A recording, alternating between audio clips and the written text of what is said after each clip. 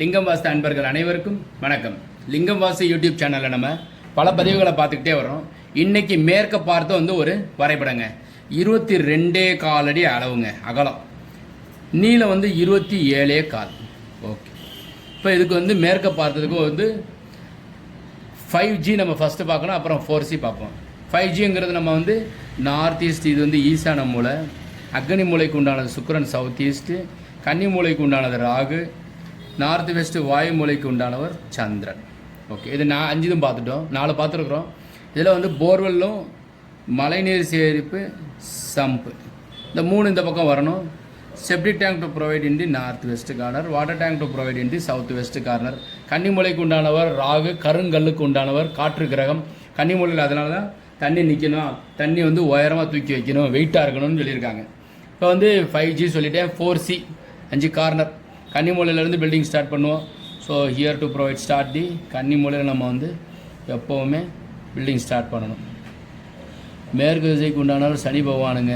சனி ஜாதகத்தில் நல்லா இல்லை, இந்த வீட்டுக்கு போனதுலேருந்து இந்த மாதிரி கட்டி இதே மாதிரி தாங்க நாங்கள் கட்டியிருக்கிறோம், சிரமப்படுறோங்க அப்படின்னாக்கா அவசியமாக பக்கத்தில் இருக்கிற சனி பகவான் கோயிலுக்கு போங்க. தனி சனி பகவான் இருந்தாலும் சரி, இல்லை நவகிரகங்களில் இருக்கிற சனி பகவானாக இருந்தாலும் சரி, போய் சனி பகவானுக்கு சனிக்கிழமை அன்னைக்கு வந்து ஒரு எள் விளக்கு ஏற்றி வழிபாடு பண்ணுங்கள். காலையில் சனிக்கிழமை அன்னைக்கு காலையில் 9லேருந்து 10:30 மணிக்குள்ளே பண்ணுங்கள், ராகு காலத்தில் பண்ணுங்கள். நிச்சயமாக ஒரு பெரிய மாற்றம் ஏற்படும். அதே மாதிரி இந்த யாருக்கு இந்த திசை வேலை செய்யும்னாக்கா மிதுன ராசிக்கும் துலா ராசிக்கும் கும்பராசிக்காரங்களுக்கும் மேற்கு திசை மனை யோகத்தை கொடுக்கும். மேற்கு திசைக்கு உண்டானவர் சனி பகவான் 8ஆம் தேதி 17ஆம் தேதி 26ஆம் தேதி பிறந்தவங்களுக்கும் யோகத்தை கொடுக்கும். இப்போ நம்ம வந்து ஃபஸ்ட்டு என்ட்ரன்ஸ் வந்து ஏர் டு ப்ரொவைட் என்ட்ரன்ஸுங்க. இதுதான் வந்து மெயின் என்ட்ரன்ஸு. மேற்கு பக்கத்திற்கு உண்டானது வாயு மூலையில் நம்ம வாசல் அமைக்கணும்.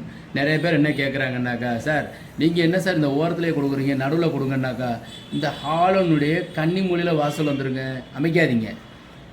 அமைச்சிருந்தீங்கன்னாக்கா விட்டுருங்க. அமைக்க போகிறவங்க ஏன் இந்த மாதிரி கேள்வி கேட்குறாங்கன்னு புரியலை. கேட்டுட்டு எங்களுக்கு இந்த மாதிரி மாற்றி வச்சுக்கலாமா சார்னு கேட்குறாங்க.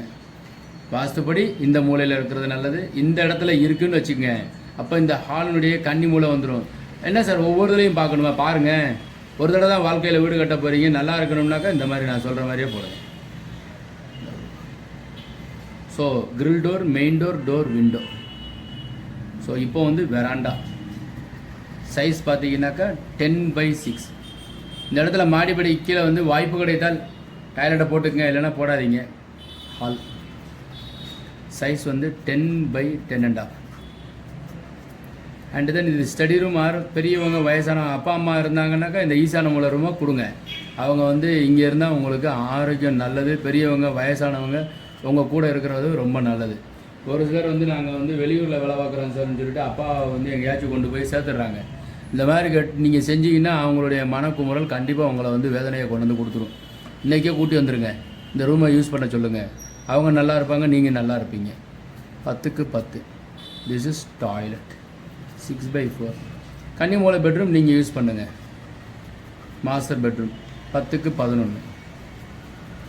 யாரெல்லாம் வந்து அப்பா அம்மாவோட சேர்ந்து இருக்காங்க, அப்பா அம்மா அவங்க கூட இருக்காங்க, சண்டை போட்டுட்ருக்காங்க, இல்லை பேசிக்கிட்டே இருக்காங்களோ அவங்களெல்லாம் யோகத்தை கொடுக்கும், வளர்ச்சியை கொடுக்கும், நல்லா இருப்பீங்க. இந்த ரூமை நீங்கள் வந்து சும்மா வந்து வச்சுருக்கீங்க, அப்பா அம்மா வந்து நான் வெளியூரில் இருக்கிறனால கவனிக்க முடியாதுங்கிறவங்களுக்கு ஓடிக்கிட்டே இருக்கணும். நாம் ஜெயிக்கிறது ரொம்ப கஷ்டம். இதெல்லாம் நான் போடுறதெல்லாம் பில்லர் போடுங்க இந்த இடத்துல, சரிங்களா? ஸோ மொத்தம் 12 பில்லர். 1 2 3 4 5 6 7 8 9 10 11 12 12 பில்லருங்க. So 12 pillar.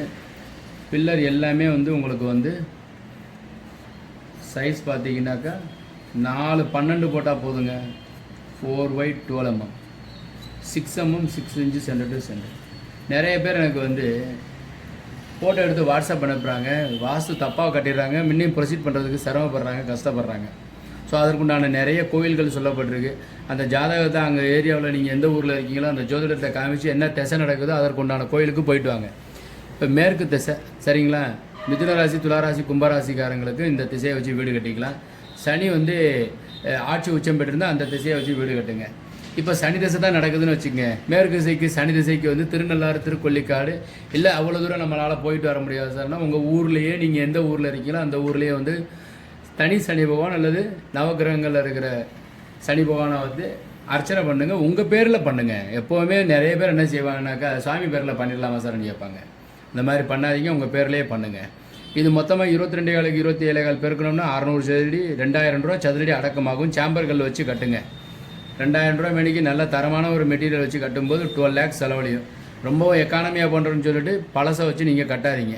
நல்லா தரமானது கட்டுறதுக்கு பழசை வச்சு கட்டுறதுக்கு லக்னத்துக்கு 4ஆம் இடத்தில் லானான்னு போட்டிருக்கோம். அதிலேருந்து 4ஆம் இடத்துல ராகு கேது சனி இந்த கிரகம் இருந்தால் மட்டும்தான் அவங்க பழைய ஜாமான்கள் வச்சு பழைய நிலை பழைய கம்பி பழைய பைப் லைனு பழைய மோட்டர் இந்த மாதிரி வச்சு வீடு கட்டுவாங்க.